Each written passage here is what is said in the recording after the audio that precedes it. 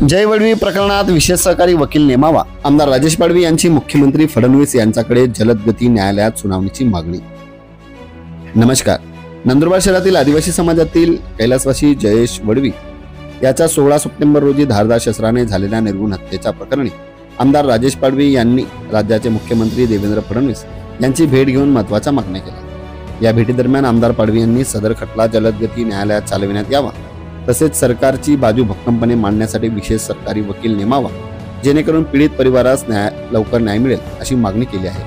मुख्यमंत्र्यांनी या मागणीवर सकारात्मक भूमिका दर्शवून संबंधित विभागाला तातडीने कारवाई करण्याचे आश्वासन दिले। यानंतर आमदार पाडवी यांनी आज कैलासवासी जय वडवी यांच्या कुटुंबियांची भेट घेतली। त्यांनी घडामोडीची माहिती देत पीडित कुटुंबियास न्याय मिळवून देण्यासाठी शासन स्तरावर सर्वतोपरी प्रयत्न सुरू आहेत असे आश्वासन दिले।